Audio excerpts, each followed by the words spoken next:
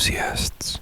Today we're delving into the heart of the natural state, Arkansas, where hidden beneath the beauty of its landscapes lie tales of mystery and darkness.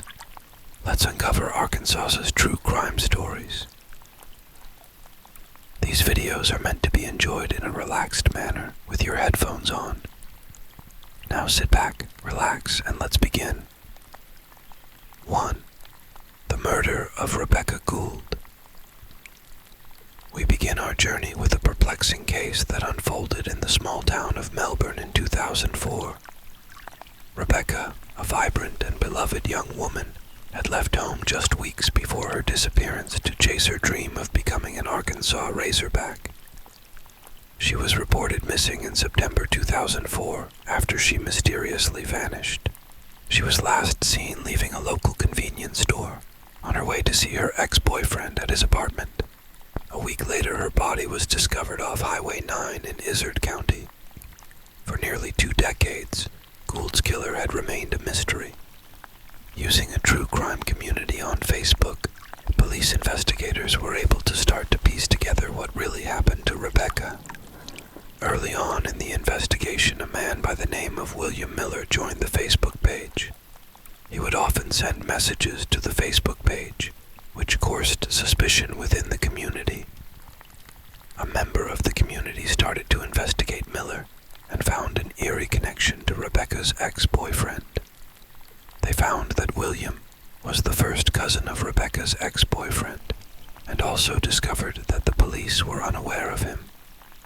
After the online community gave the information to the police, they started to monitor Miller's online activity. Miller was taken into custody months later, and he confessed to the crime.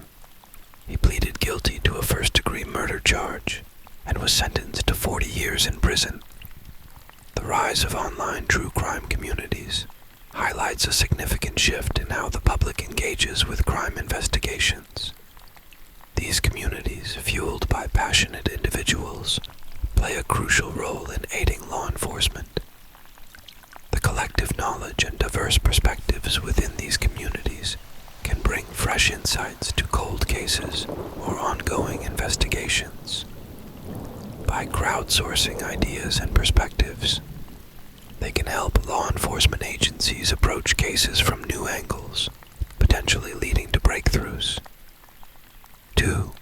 The mysterious death of Janie Ward. Venturing into the realm of unresolved mysteries, we turn our attention to the baffling disappearance of Olivia Janie Ward in 1989.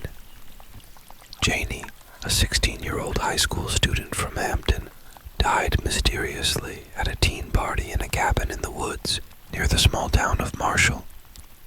At the party, witnesses say something dramatic happened. Suddenly, without warning, they say Janie fell from the front porch of the cabin, tumbling over backward from a step less than a foot high. An autopsy would later reveal she died from a broken neck. Her parents believe she was murdered. Despite extensive investigations, the truth of Janie's death still remains unknown, casting a shadow of uncertainty over her family and the community. 3. The unsolved abduction of Morgan Nick. Shifting to a chilling cold case that continues to haunt Arkansas, we revisit the disappearance of Morgan Nick. On June 9, 1995, a family friend extended an invitation to Morgan and her mother to watch a Little League baseball game. For most of the evening, Morgan sat on the bleachers with her mom and enjoyed the play on the field. However, around 10 p.m., 2 other kids approached Morgan and asked if she'd like to hunt fireflies near the field. At about 10:45 p.m., Morgan's new friends were emptying sand out of their shoes near their parents' car. They later reported they also saw Morgan emptying sand from her footwear by her mother's car. In a flash, Morgan was gone. The police were on scene within 6 minutes. They searched nearby forests and open spaces. However, nothing turned up. Soon, they began to suspect something more sinister had happened. They opened a full-scale investigation and started working the case like a kidnapping. The Alma Police Department initiated a full search. They also sought assistance from the FBI, the Arkansas State Police, and local media outlets. Descriptions and photos of Morgan were sent out over the airwaves. Tips began coming in. Several people claimed to see a suspicious man near Morgan during her time on the field that night. It was further alleged this man approached Morgan and the other two children. According to adult witnesses at the field, the suspect was thought to be between 23 and 38 years old, and observers noted he allegedly spoke with a hillbilly accent. The police focused their attention on the mode of transportation, a red pickup truck.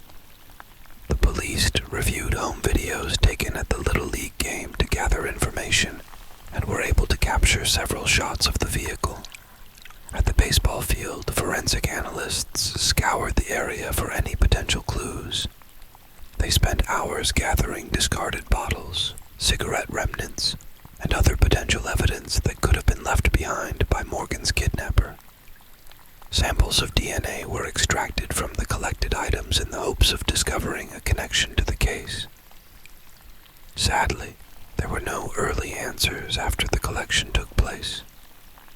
Even now, decades after Morgan's disappearance, advances in DNA technology have yet to uncover a suspect.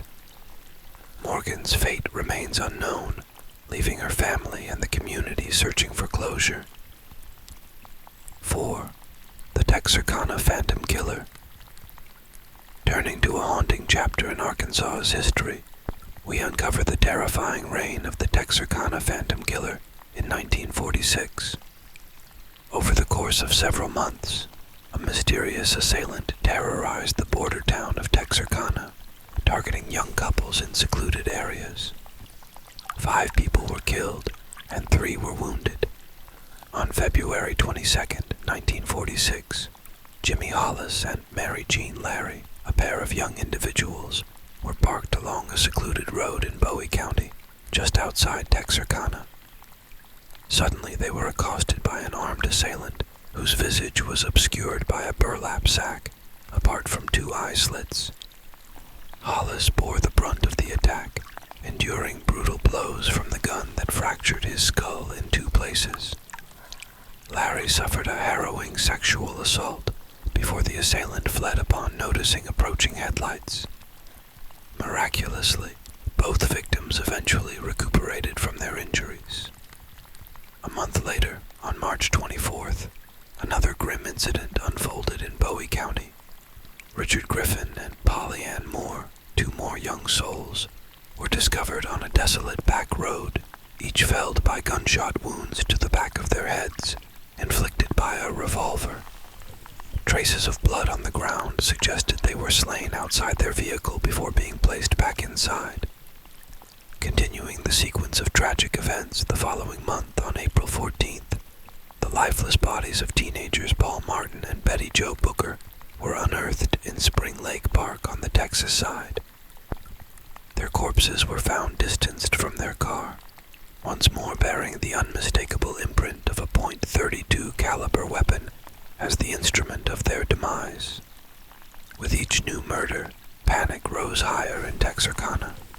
Citizens bought weapons and stayed in their homes at night, literally dreading sundown. Law enforcement officials on both the Arkansas and Texas sides of the city worked the case. Despite intense investigations and public fear, the identity of the Texarkana Phantom Killer remains a mystery, leaving a chilling legacy in the annals of Arkansas's true crime history. 5. The North Little Rock Bank Robbery. Lastly, we uncover a daring heist that shook the town of North Little Rock in 1928, the infamous North Little Rock Bank robbery. In a brazen display of criminality, a group of armed robbers stormed the bank, brandishing firearms and demanding money from terrified employees and patrons. Despite a swift response from law enforcement, the perpetrators managed to escape with a substantial sum of cash, leaving the community reeling in the aftermath. The North Little Rock Bank robbery remains one of Arkansas's most notorious and audacious crimes, etched into the history books as a testament to the boldness of the criminal underworld. And there you have it, a glimpse into Arkansas's captivating true crime stories. Which case intrigued you the most? Do you have any theories or insights to share? Let us know in the comments below. And until next time,